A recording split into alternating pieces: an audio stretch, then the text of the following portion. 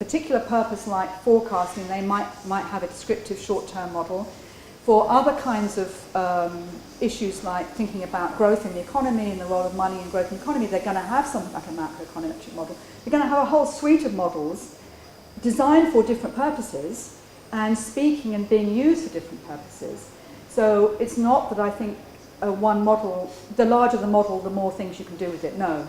It's about the relationship of the dimensions for the questions you have. But given the question you have, so for instance, to go back to the Sugden, keep forgetting what this thing's called, these agent-based models, right? So the model he's talking about is the Akerlof model of, Schelling's model of prejudice. A simple low-level prejudice will give you the housing distribution that we observe in the world.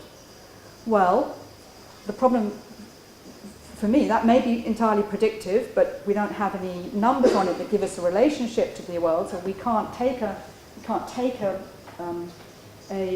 neighbourhood now and tell you how many years it's going to be. Maybe you can now, but that if you want to know about people's movements, for some questions, you'll need to know about the causes why, the full set of causes why people move.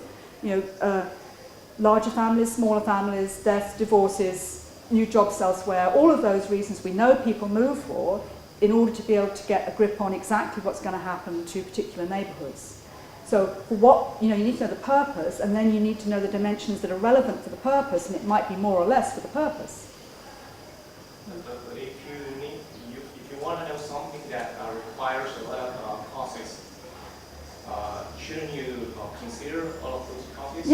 Yes. If you want to know a good causal structure. Isn't that a contradiction? I mean, using a model that has a small, that is small. No, it's all relative here. I just mean manageable, right? No, so of course, in this case of the housing, right, there might be 100 causes. But actually, we already know that there's maybe 5 or 6 that are really important ones, and they're going to give us 98% of the statistical variability if we were to do the econometrics. So we'd be under then to say, okay, there's an extra 2%, but it's so minor that it's not going to make much difference. Let me tell you that I enjoyed very much your presentation and your vintage examples. Very nice. I come back to the question about model and theory. Yeah. There are some models that I can think of them about as abstract representation, and there are other models that I can think of them about parables, as states. Not exactly. The Walrasian actioner is a chain, it's not a theory, it's not an abstraction, it's an invention. I think it's a good invention for some purposes. Now, if I don't have a theory back, I am not sure I will be able to grasp if this model is a parable or is an abstraction. I think, an abstraction is a thing, and a parable is a story, right? Has action in it. So, from my point of view, an abstract object like a mathematical object, when it is used with these experimental frameworks, you don't just have the abstraction, you do something with it, right? You inquire into what's happening in this world. And it's an inquiring into what happens in this world that you end up giving stories about models. So if when you go to an economic seminar, people will say the story would be, right? So for me, the parable or the fable, depending on how you want to play this one out, is actually related to the use of the model.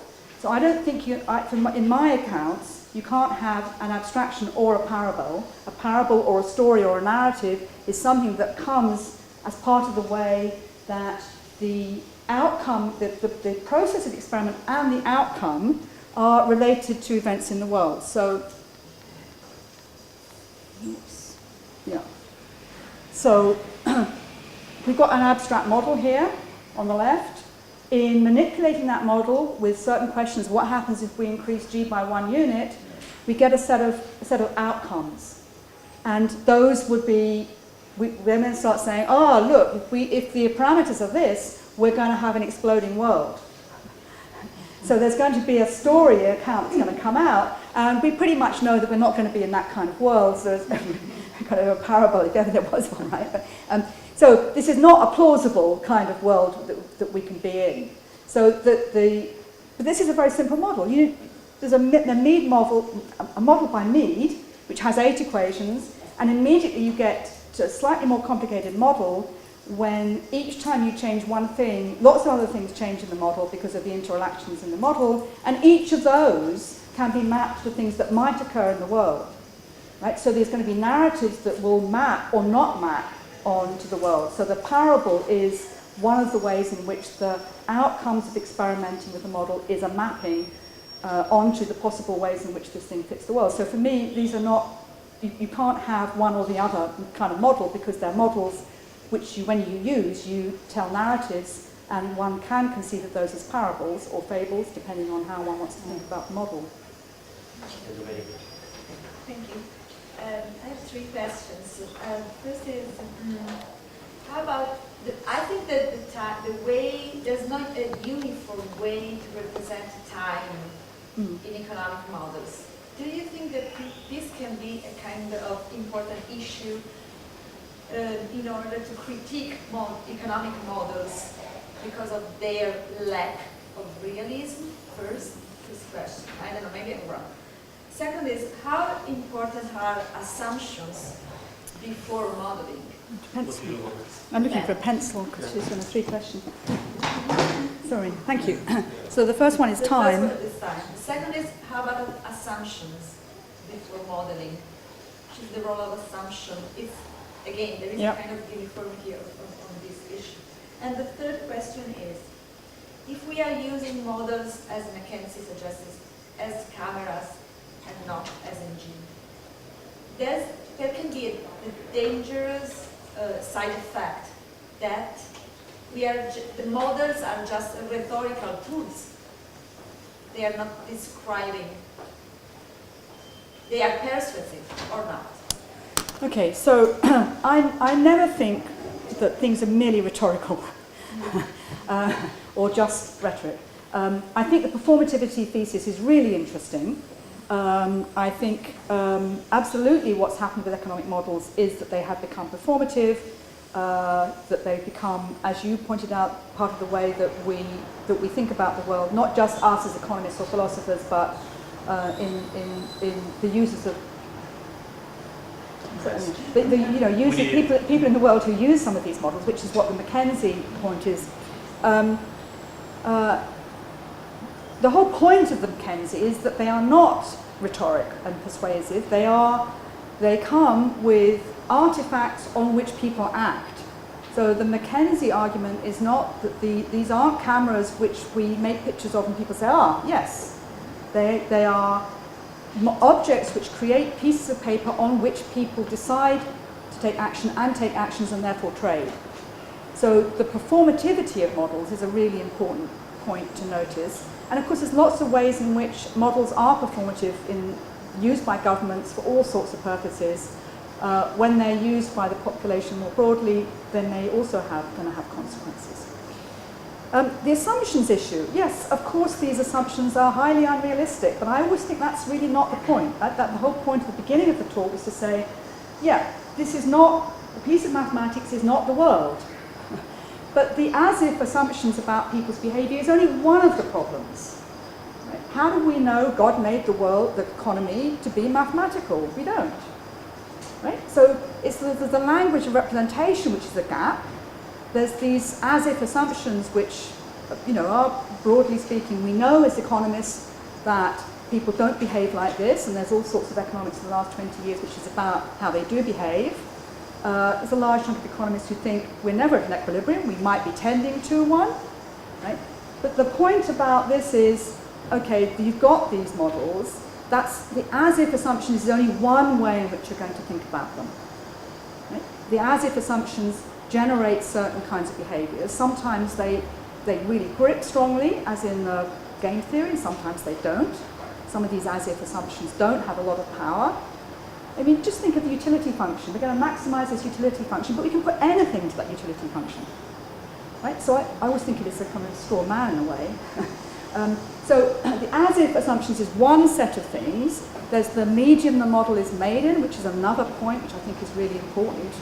The statistical models we have some reason to think the gap might be not so big in the representing form because these statistics are measurements of things that have happened in the economy.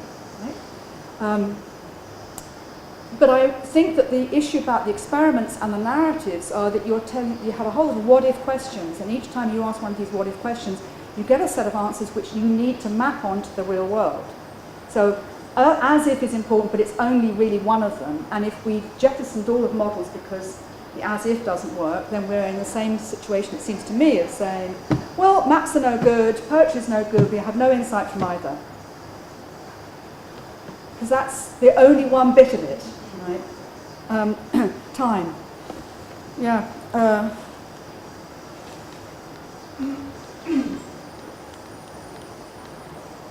This is the benefit of the bottom right, is that it represents time in a continuous form. And I think time is an underappreciated aspect of modelling, and I think particularly the kind of macro models is very dependent on national income accounts, which are quite rigidly time-based in ways which may not always be very helpful to the kinds of events that we are working with.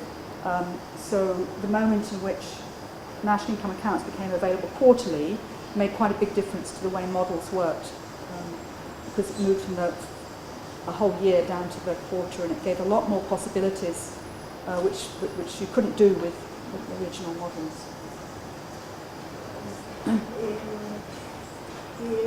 Ronald here uses the concept of hypothesis to make a connection between models and reality. Your use of fables or stories is similar to this concept of hypothesis? I think that you can think of the hypothesis in the same kind of experimental tradition. You know, hypothesize something in the model, muck around with it in the model to see whether or not it's true. That's like the lab experiment. We hypothesize if we do X in the lab, this is going to come out. That's the same kind of a framework.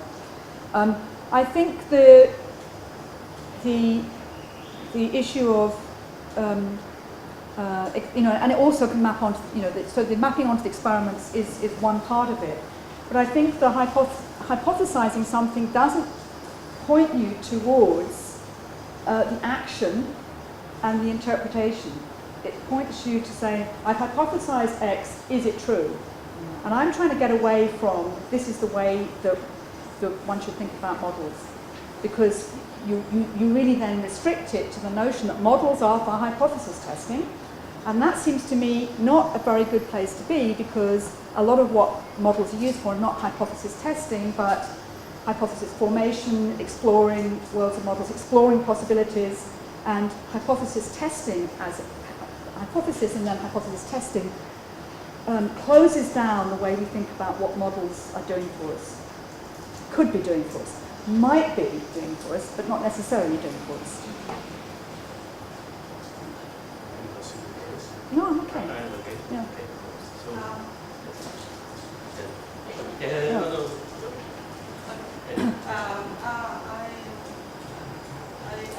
probably didn't understand very well when you say that the scale doesn't matter. Oh yes, scale doesn't matter. One should never say things like that, should one?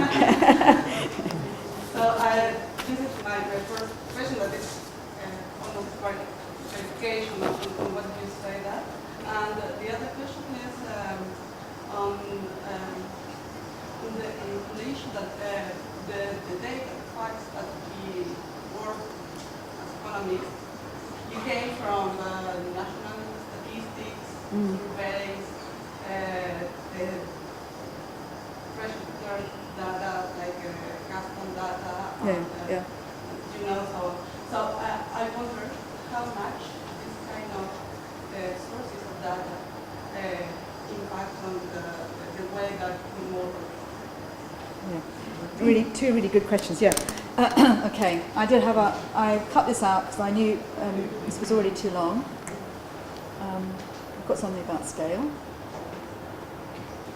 Right, the top two bits here. Scale does matter, but I think people think scale is just a matter of scale.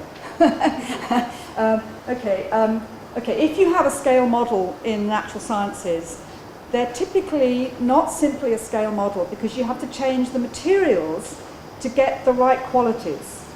So there's a very nice paper by Naomi Oreskes about earthquake simulation models before you had computers, right? And so you create a little wooden box, and you can't put rock in the box to shake it because you know the rock's going to not do what you want it to do. So you either put something like sand or wax or pancake batter.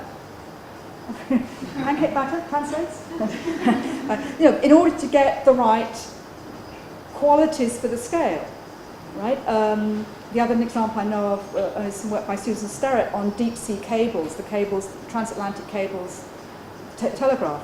So when they were exploring how the qualities they needed for the cables, they had to not only change the metallic content, but the seawater had to be made more viscous to get it to work. So my point about scale is not that scale doesn't matter, but that we shouldn't necessarily think of scale models as being different from other kinds of models, because a scale model typically changes the materials.